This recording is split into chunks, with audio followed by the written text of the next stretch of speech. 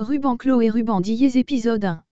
Je m'appelle Chloé Losso, j'ai 20 ans, étudiante en comptabilité. Ma vie était calme jusqu'au jour où, pour fêter mon 18e anniversaire, je m'achète un ticket de loterie et je gagne 32 millions.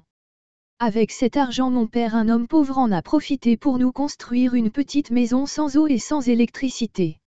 Le reste de l'argent m'a servi à m'inscrire dans une école prestigieuse du Togo et à m'acheter une moto. Je ne pouvais pas savoir que c'était à ce moment que ma vie allait changer de bout en bout.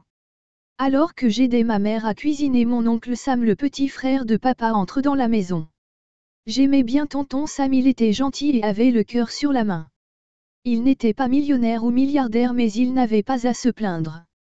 Mon père était au travail, alors il discute pendant un bout de temps avec ma mère avant de partir. Il m'offre 10 000 francs, j'étais contente, au moins j'avais un peu d'argent pour la semaine. Au retour de mon père le soir, couché dans leur chambre, maman lui parle de la visite d'oncle Sam et lui fait part de sa demande. Colline, Nestor, j'allais oublier ton frère à une fête chez lui samedi prochain. Nestor, alors? Je ne comprends pas pourquoi il vient m'informer de sa fête. Colline, on est invité. Nestor, non, hors de question, notre place n'est pas là-bas. Je n'aime pas me retrouver dans ces fêtes. Colline, il m'a demandé aussi de venir aider sa femme à faire la cuisine, je lui ai dit que j'allais voir. Nestor, non, qu'il engage une bonne, ma femme ne va pas aller jouer la cuisinière pour eux. Colline, ok d'accord, envoyons les filles les aider s'il te plaît, n'oublie pas que Sam est ton petit frère. Nestor, envoie juste Chloé, c'est mieux, je veux pas voir les pieds de Sik dans ce quartier, tu la connais. Colline, d'accord, demain je vais parler à la petite. Il continue à parler pendant que Massure et moi discutions de son nouveau gars. Un homme un peu plus âgé qu'elle. Je ne savais plus comment parler à Massure, ce dernier l'entretenait, mais Sik s'amusait encore à le tromper avec un garçon plus jeune. Sa devise était simple, le vieux pour le cash et le jeune pour l'orgasme. Sik savourait sa jeunesse et me laissait de temps à autre jeter un petit coup d'œil dans son monde. Elle ne sortait pas trop d'argent devant nos parents, mais nous tous on savait quelle était notre base. Sik ne parlait pas beaucoup car elle savait que mes millions étaient passés dans la construction de notre maison. On allait puiser de l'eau et on achetait de l'essence tous les 2 semaines pour le groupe électrogène, mais au moins on avait un toit neutre chez nous.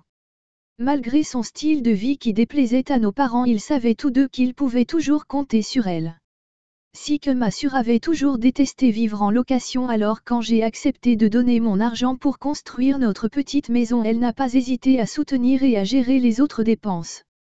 Bien sûr, nos parents savaient que tout son argent ne provenait pas de son salaire de réceptionniste, mais bon, papa ne voulait pas poser trop de questions. Le samedi matin arrivé, je suis déposée par papa chez mon oncle Sam pour aider sa femme Anna à cuisiner pour ses invités. Pendant que je m'active à faire la cuisine avec la bonne, l'épouse de mon oncle, une femme super désagréable, me demande de lui apporter un verre d'eau dans la cuisine. J'y vais.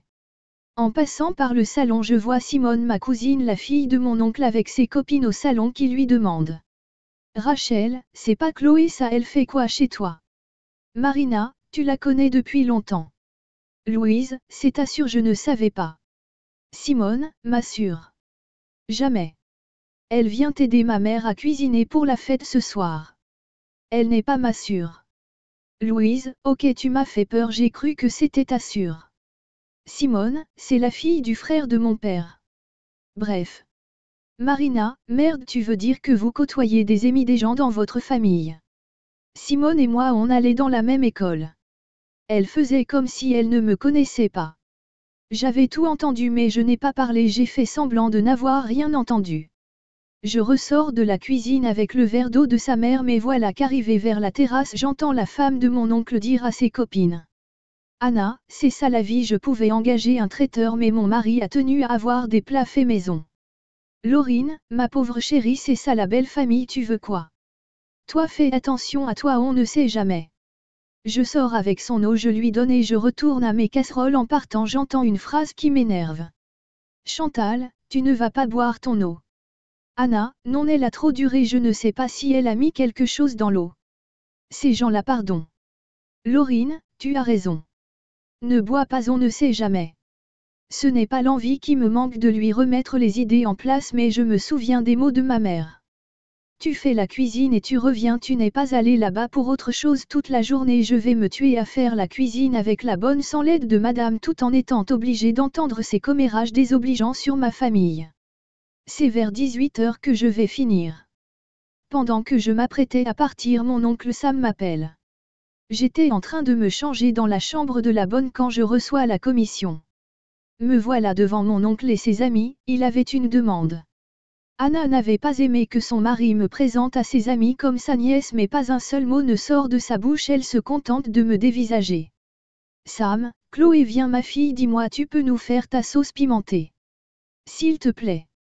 Anna, je peux te le faire, elle est en train de s'habiller pour partir. Il se fait déjà tard. Sam, non. Il n'y a qu'elle qui sait faire cette sauce. Anna, tu exagères, cette sauce se fait partout de la même façon, Samuel. Sam, tu vois. Tu ne sais pas de quoi tu parles. Il n'y a que Chloé qui sait le faire comme ma mère. Laurine, comme ta mère. Sam, oui, si je veux manger comme chez ma mère, je demande à Chloé de me faire à manger. Son collègue de travail Francis sourit et lui dit sur un ton moqueur. Francis, toi tu ne vas jamais laisser ta petite sauce pimentée. Maintenant c'est la petite qui le cuisine. Sam, je vais faire comment, maman n'est plus là. Francis, pourquoi ta fille ne fait pas ça pour toi? Sam, tu veux me tuer. Cet enfant fait bouillir la salade sur le feu. Chloé, s'il te plaît, fais-nous pour 3 personnes. Chloé, d'accord, j'y vais. Donnez-moi 30 minutes. Une fois dans la cuisine, je me mets à la tâche suivie de la bonne pour m'aider. À peine j'avais fini que je vois entrer Anna et vu son visage, elle n'était pas très contente. Anna, tu es contente? C'est ce que ton sorcier de père t'a demandé de venir faire dénigrer ma fille. Et là j'explose. Anna comprend cette fois-ci qu'elle était allée trop loin. Je lui crie dessus. Chloé, attends, c'est quel membre de ta famille mon père a tué? Depuis ce matin tu me cherches. Mon oncle entre dans la cuisine avec son collègue Francis.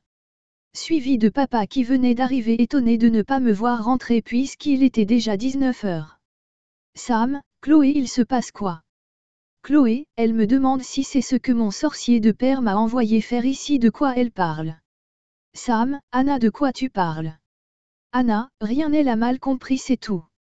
Chloé, je n'ai rien mal compris. Depuis ce matin elle nous insulte avec ses copines, je fais comme si je ne l'entendais pas et là elle traite papa de sorcier. Nestor, Chloé, calme-toi, on rentre. Chloé, elle a quel problème avec nous depuis que je suis arrivée dans cette maison? Si je ne veux pas l'empoisonner, mon père est un sorcier.